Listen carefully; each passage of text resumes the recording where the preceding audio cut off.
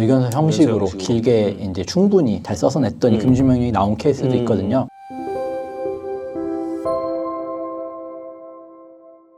안녕하세요. 김운찬 유익상 변호사입니다. 저희 유튜브 시청자 사연 읽어보는 시간을 갖도록 하겠습니다. 저는 10년 전쯤 개인회생을 진행해서 2020년에 면책을 받았습니다. 이후에도 자녀 사교육비와 생활비로 대출을 받는 것을 반복하다 보니 재차 개인회생을 진행을 고민하고 있습니다. 제가 과거에 개인회생 진행할 때 월급이 압류가 되어 직장 내에서 굉장히 난처했던 경험이 있습니다. 문제는 제가 현재는 계약직으로 전환한 상태라 급여가 압류되면 재계약이 어려울 것 같습니다. 금지명령이 간절한데 개인회생 재신청 사건의 경우 금지명령이 나오지 않을 가능성이 높다고 들어서 어떻게 대응하는 것이 좋을지 의견을 구합니다. 네, 이건 굉장히 현실적이고 이 중요한 문제인데 의외로 이제 금지명령이 안 나올 때 곤란하신 분들이 상당히 있거든요. 맞죠. 그럼에도 이제 법원 실무적으로 모르겠고 일단 금지명령 기각 이렇게 나오는 경우들이 많아요. 기계적으로. 일단은 재신청 사건의 경우 금지명령이 나오지 않는 이유 어떻게 보시나요? 재신청이라는 것 자체가 기본적으로 개인회생을 한번 이제 진행을 했었다가 뭐 면책까지 가지 않더라도 뭐 폐지가 됐던 중간에 뭐 본인이 그거를 취하를 했던 뭐 어떤 경우든 간에 개인회생 절차를 남용하거나 악용한다는 일단 의심이 있는 거죠. 법원 일단 재신청이라는 것 자체가. 그러면은 이 부분에 대해서 금지명령이라는 게 어떻게 보면 채무자한테 굉장히 유리한 거거든요. 독촉 추심을 일단 중단 그냥 하지 마. 이게 굉장히 유리한 거고 사실 금지명령 그 자체만을 목적으로 개인회생을 진행하시는 분들도 또 꽤나 있어요. 있죠.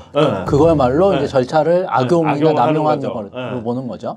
그럼 이제 재신청 사건에서는 법원은 기본적으로 요거를 좀 채무자에 대해서 좀 안 좋은 시각을 가지고 있기 때문에 금지명령 자체를 기각하는 경우가 꽤나 있고 상대적으로 처음 이제 개인회생 신청하는 경우보다는 확연히 좀 높다라고 볼 수 있을 것 같아요. 근데 또 일부 법원에서는 재신청 사건인 경우에는 그냥 높은 확률로 그냥 기각을 하는 그런 케이스들도 있고요. 그렇기 때문에 지금 뭐 말씀하신 걱정 자체가 뭐 기우는 아니다 좀 이렇게 평가할 수 있겠죠. 특히나 광주 제가 아주 싫어하는 광주 같은 경우는 뭐 재신청이 아니어도 그냥 기각해 버리죠. 그렇죠. 그러면 뭐 어쨌든 재신청이든 아니든 이제 금지명령 기각 가능성이 있는 분들은 금지명령이 나오게 하려면 가능성을 높일 수 있는 측면이 있을까요?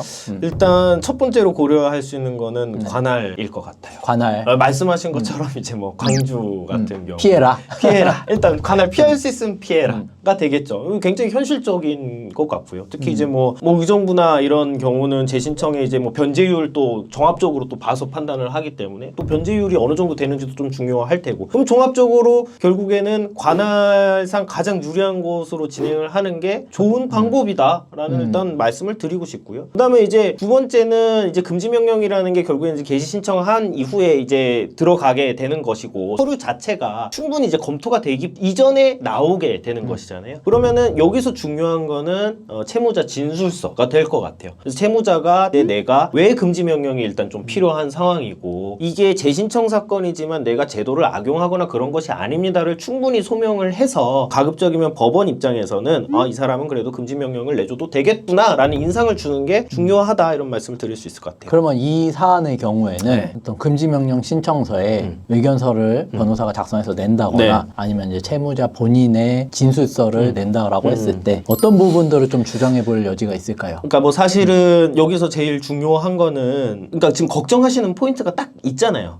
이게 그러니까 정규직으로 있다 계약직으로 지금 전환하신 것 같아요. 이제 그 은퇴 이제 좀 앞두고 계약직으로 전환한 상태에서 계속 계약을 하고 있는데 이게 급여가 압류가 돼서 가압류가 되겠죠 아마 표현은 어쨌든 압류가 돼서 회사에서 어떤 이런 내용들을 알게 되면 재계약에 굉장히 불리함이 있을 것 같다라는 거고 그것은 곧 이 사람의 어떤 생계나 개인회생 진행을 위해서 필요한 소득의 원천이 상실되는 사유인 거잖아요. 그러니까 금지 명령을 받아야만 하는 그런 어떤 특수한 필요성이 지금 있기 때문에 이 고민 자체에서 벌써 그리고 그런 사유가 있기 때문에 고민이 크시겠죠. 이런 내용을 좀 중점적으로 주장을 하면 금지 명령 가능하지 않을까라는 생각이 들어요. 어쨌든 개인의 특수한 사정들 그리고 법원으로서도 납득할 만한 사정들을 금지명령 신청서나 뭐 의견서나 탄원서 형식으로 내면 괜찮다. 네. 이제 시도해 볼 만하다. 이런 시도해볼만하다. 의견이시겠네요. 그리고 추가적으로 이분 같은 경우는 사실 이제 대출의 증대 경위도 굉장히 중요한데 과거에 이제 면책을 받은 이후에 사실 이분이 또 결국에는 또 뭐 자녀 사교육비나 생활비로 이제 대출을 실행을 하셨고 이게 뭔가 사치성 소비로 인해서 이 사람이 뭐 방만하게 채무 사용을 해서 이제 채무가 증대된 것이 아니다 보니까 그런 어떤 채무 증대의 경위도 좀 소상히 쓰면서 내가 과거에 뭐 면책 결정 받았지만 그 이후에도 좀 열심히 해보려고 했는데 잘 안 된 거지 이걸 내가 대충 채무를 써가지고 이렇게 된 것은 아니다라는 내용도 같이 어필을 하면 좋을 것 같습니다.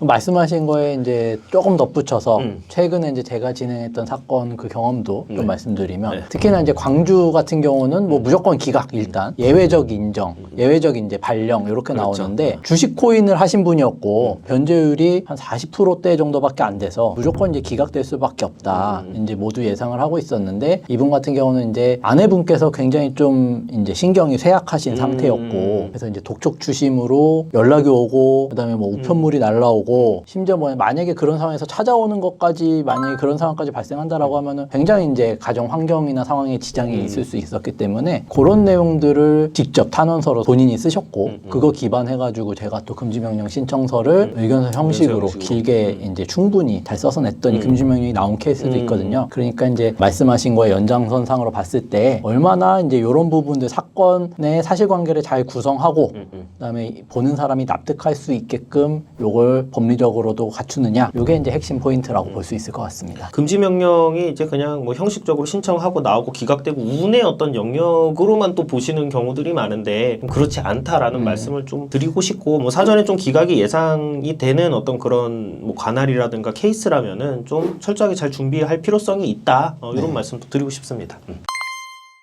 이번 사례는 네. 여기까지 하고 마무리하는 걸로 감사합니다. 감사합니다.